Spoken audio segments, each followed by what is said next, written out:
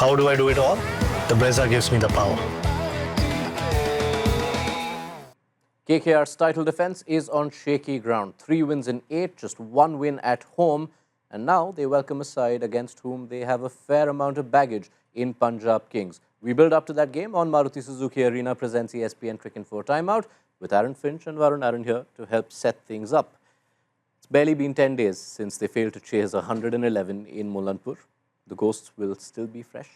Yeah, absolutely, they will. And it's amazing when you're in a situation like that and you've had a really poor performance in a game that you should have won against an opposition, you tend to tense up a little bit as well. And going forward, they'll feel that baggage. But the key for KKR is finding a way to get rid of that, to clear their mind and play some really good cricket. Because they had a break on the back of that match and they didn't bounce back. So it'll be interesting to see if they've gone to work again on their preparation and what they can deliver in the middle. Yeah, mini break after that Mullanpur game, another defeat, and a mini break after that as well. So back-to-back losses. They're yet to have back-to-back wins this season. Punjab too have seen their season fall a bit from the highs of the first few games. Batting problems common to both teams? For sure, especially Punjab. When we talk about Punjab, they have been batting well. Their batsmen are showing promise, but the moment they get set, they get out. And I think they've just attacked too much, especially up top, with the openers, Prabhsimran and Priyansh Arya. I feel they just lacked a little game sense at times, especially when there have been overs when they've gone for 14 or 6 or 15 or 16 in the first 3 or 4 balls, but they still play really risky shots, and that's what's giving their teams a lot of problems. One batter worth spending some time on in the Punjab camp is the man who's making a return to his former ground. Shreyas Iyer will be back at the Eden Gardens, having led KKR to the title in 2024. His season started off with a bang, but he's gone quiet. There are 5 sub-10 scores in the last 6 innings. What have you seen change? What's ailing Shreyas of late? Well, I think even over the last probably 2 seasons, he's played a really high-risk game, particularly when he walks to the crease. He's looking to be really aggressive in his first 5 or 6 balls. So with that comes failure as well. It's so hard to be consistent when you're playing that high-risk game. So for Shreyas, maybe it's just about pulling it back slightly, getting into his innings, taking 5 or 6 balls to assess, and then once he gets in, he's a wonderful player of pace and spin. He's improved against a short ball. It's an area where teams used to be able to target him, but now he takes it on particularly early.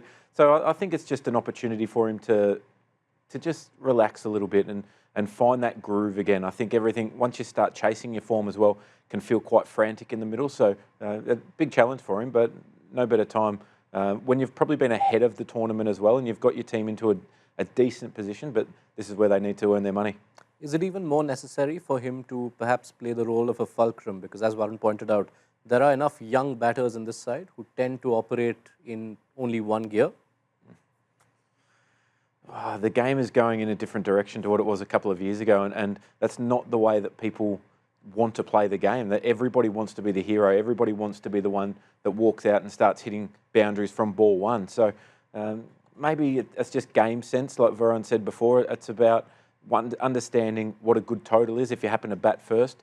We've seen a couple of times this year that teams have left themselves way short of a total because they've gone too hard and haven't quite assessed the conditions. So I wouldn't say it's a role that he needs to really drop anchor and make sure he bats right through, because with the impact sub, most teams have got 7 or 8 batters in their side, so you can afford to be a bit more aggressive. It's probably just the timing.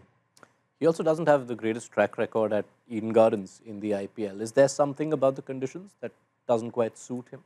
Sometimes, see, the Eden Gardens can be a wicket which seems a little bit, and we've seen through the years that what really troubles Shreyas is a bit of seam, especially if we saw his dismissal against Josh Hazlewood the other day, just a bit of seam from that 4th stump line. He's a bit extra opened up now because he wants to tackle the short ball, and when you're too open, you can have a slight blind zone in and around that 4th stump line, especially with the ball going away. That's something which has troubled him over the years. But then again, he's going to come in to the Eden Gardens with a point to prove. Especially they didn't retain him after winning the IPL. So, and we all know when Shreyas Iyer is a bit fired up and he has a point to prove, that just brings out the best in him. Right. So there's Punjab who want things from their captain, but KKR probably missed their ex-captain even more, because if you look at the middle order, the numbers have really dropped off from the title-winning campaign. The likes of Andre Russell, Ramandeep Singh, Venkatesh Iyer in particular, no returns. What do they do to fix the lack of returns from the middle order? Yeah, well, we're very critical of the way that they batted through the middle overs last game and not being able to chase down a total. And I think a lot of that becomes mindset. They have to find a way to keep an attacking mindset, but it doesn't always have to be high risk. There's different ways that you can go about it.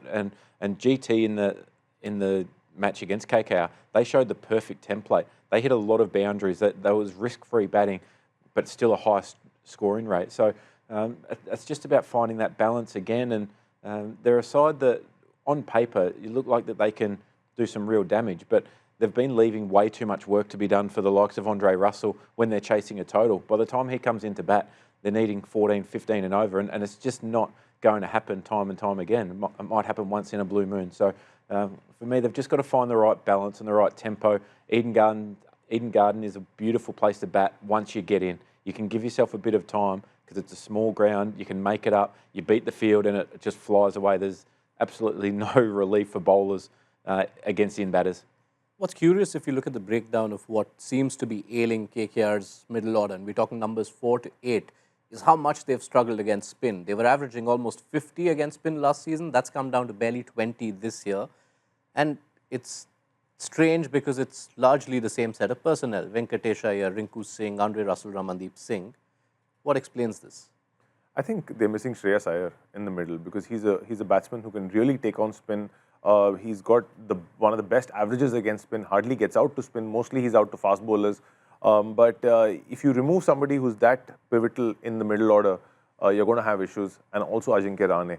I think Ajinkya Rahane is a good batsman when he's opening, when he's playing against fast bowlers. But the moment the spinners come on, that's when he struggles a little bit.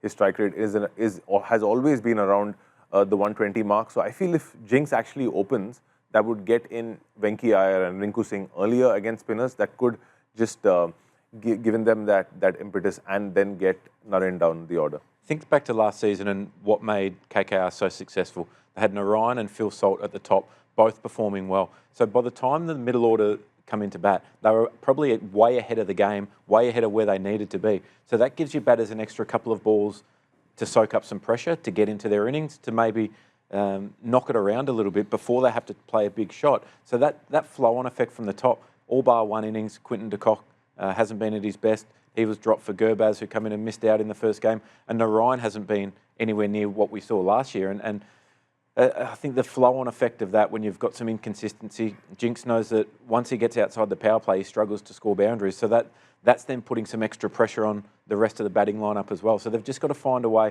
and I think it does need a reshuffle. That they need to reshuffle that order to get Jinx to the top of the order, so that they can function as a proper middle order.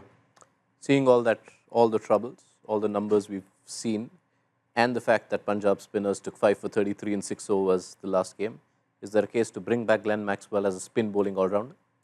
Look, there is a case if the wicket shows some promise of the ball turning. Yes, there are a few lefties, but at the end of the day, Maxi coming in as a spinner rather than a batsman kind of baffles me because they've gone with Stoinis. Stoinis is a pretty good bowler. I would rate him as a bowler, and he could do the job because at the end of the day, Maxi might just end up bowling two or three overs at max. But I would want Punjab to go in with the same team. The thing that makes me think that they potentially could and get Maxwell at 7. I think when he's at number 5, he can get a little bit confused at times about how hard he needs to go. But I agree, you're not bringing him in purely for off spin. That'd be a wasted international spot, in my opinion. The reason I say that he might come in and bat at number 7 is the fact that Marcus Stoinis starting against spin is a concern.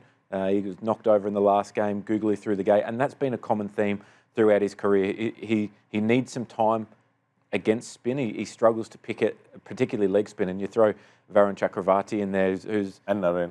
Yeah, but particularly the leg spin of Chakravarti is somebody... He bamboozles a lot of people. So I think that they might see that as a match-up to try and avoid in this match. Therefore, Maxi gets an opportunity, particularly if there is a bit of assistance in the surface. Right. Finchy, Varun, thank you so much for setting up the game for us.